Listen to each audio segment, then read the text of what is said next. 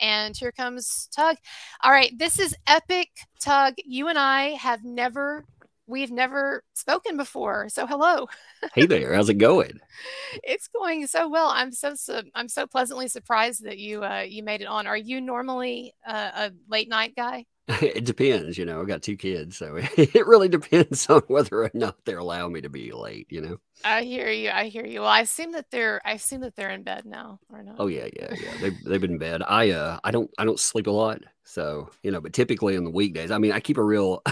I never trust YouTube, for earnings. I've never gone that. I watched your video on your decision there, but for family and stuff, I've never gone full time. So normally, yeah, I'm up in the morning because I have a job.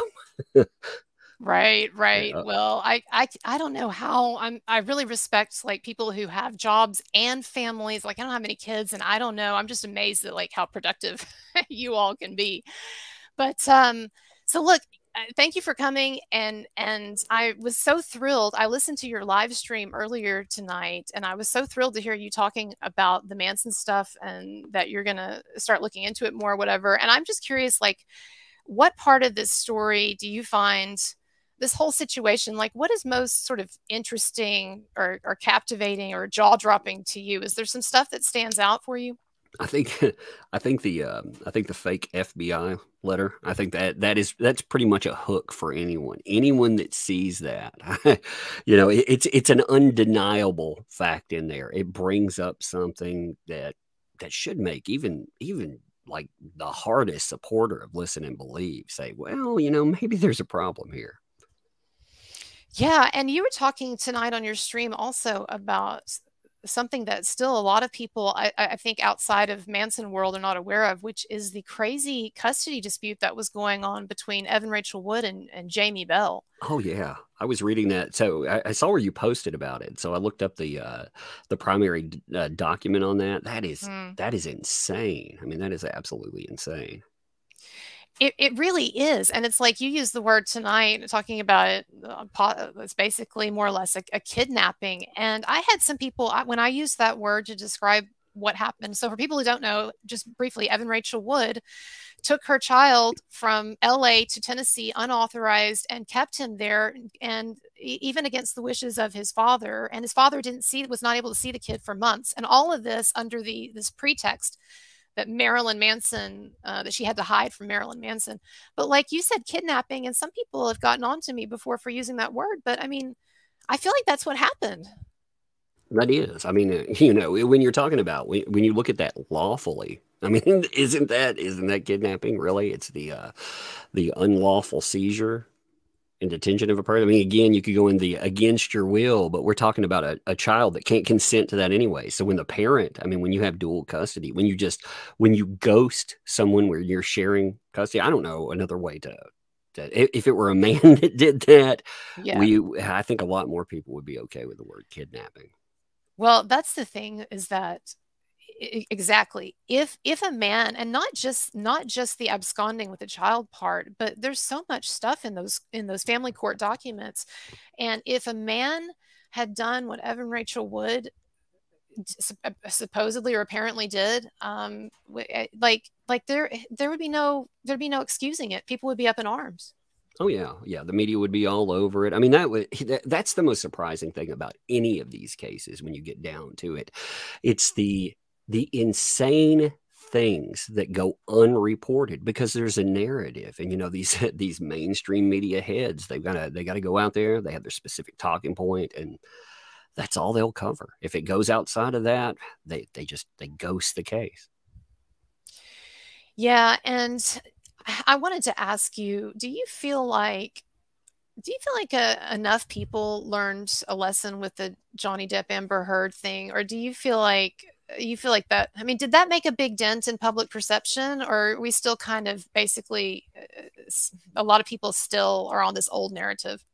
I think the old narrative is strong, but I think it made a difference. I think there are some people, but in in a society where we have the attention span of gnats, we're fed TikTok videos and, Yeah. when we get our news really from headlines, most people, we've seen plenty of studies where you have 4 out of 5 people or higher that just read headlines. I mean, they go back to the old narrative. It's hard. You're going to have to you have to hammer that thing and hammer that. And no, I don't think enough people. I think there are people out there. Unfortunately, we have our arbiters of truth. They are well established. They are well entrenched.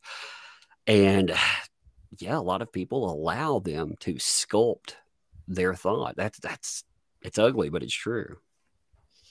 No, it is true. And I think, and a lot of people are really busy. Like we were talking about, work and kids and everything. And I think a lot of people are well intentioned, but they're just so busy and they don't have time. Like all of these rabbit holes, you have to like really dig in to like get the truth on Marilyn Manson, I think.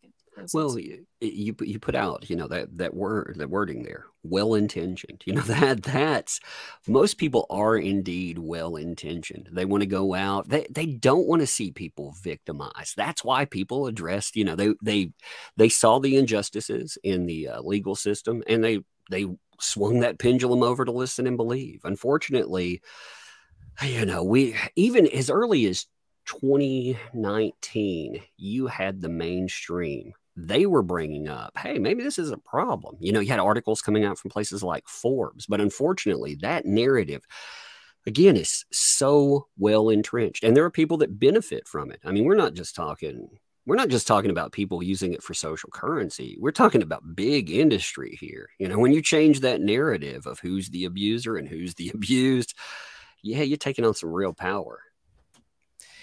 Yeah, no, you're right. There are lots of people who have real interest of all kinds for this narrative to keep getting pushed. I'm wondering, as somebody who has not done many shows on the Manson thing, but I think you've been keeping up and everything. Aside from the FBI forging, what do you think are some of the stronger points in Manson's favor, or things that you think the public would find compelling if more people learned about it?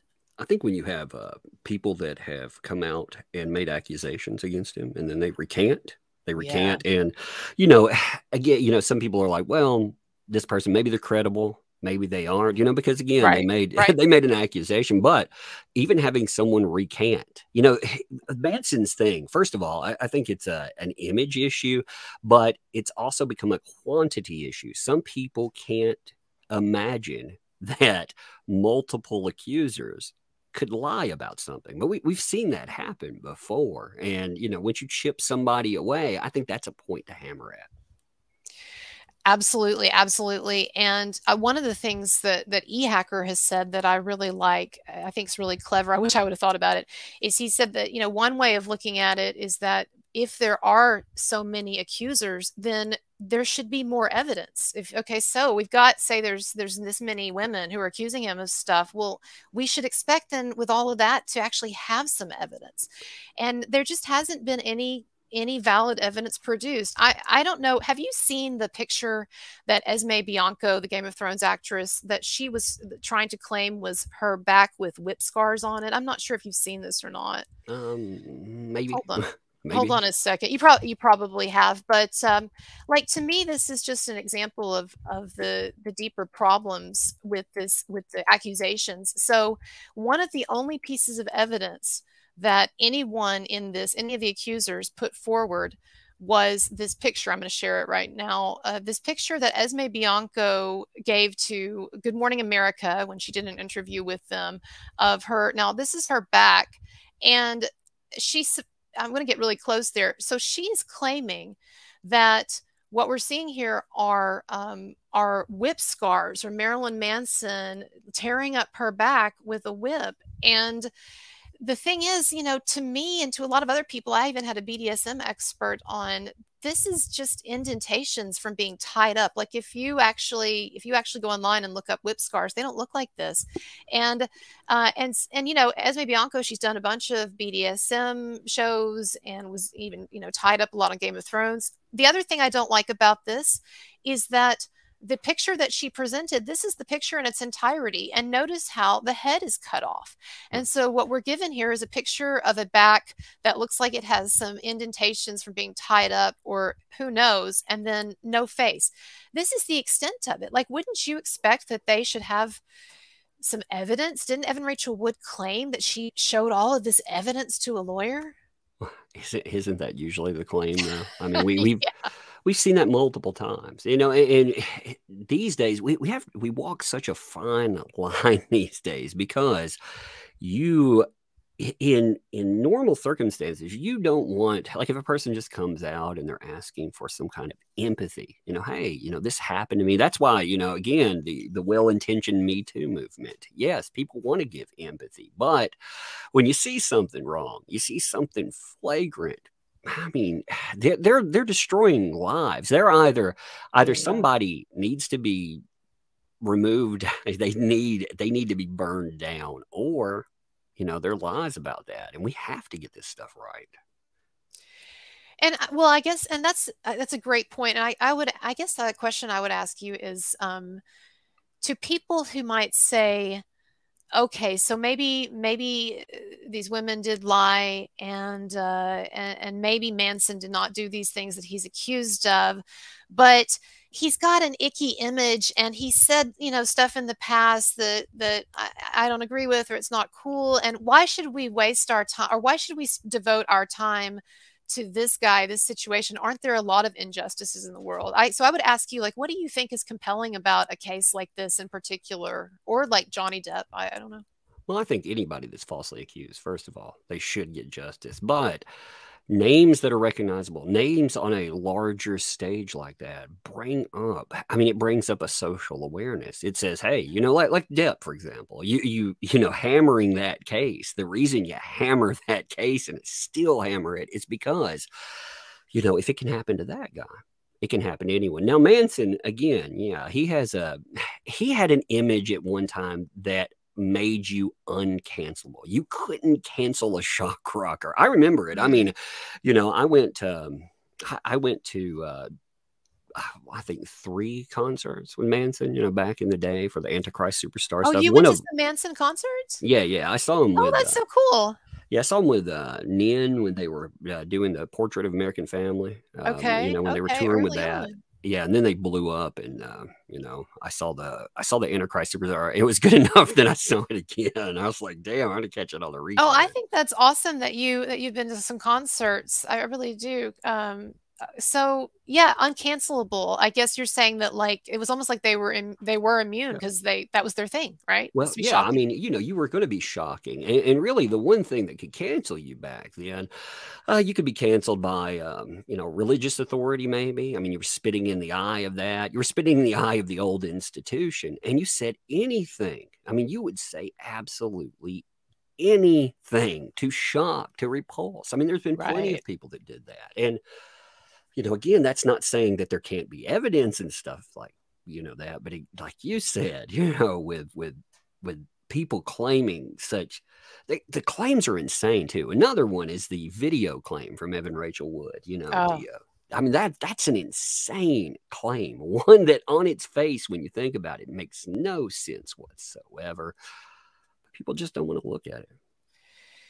yeah, and I think there are a lot of people who don't, particularly in the media, and you know, some of us have talked about this before, but I do hate the facts, or the I do hate the likelihood that the trial, the Manson, you know, defamation and reckless conduct trial against Evan Rachel Wood and Ilma Gore. I really hate the idea that it's probably not going to be televised, because, like, what do you think it would have been like if the Johnny Depp thing had not been televised? Well, you read, okay, when you, this is what I'm running into with the Danny Masterson case. Okay. Mm. And I have a large bias against Scientology anyway, but looking at claims when they're written, you don't see the mannerisms of the person. You know, you can look in, you can try to investigate, you can try to find flaws in that, you know, combing through documentation. But for the every person, seeing somebody there, having it confronted, watching it real time,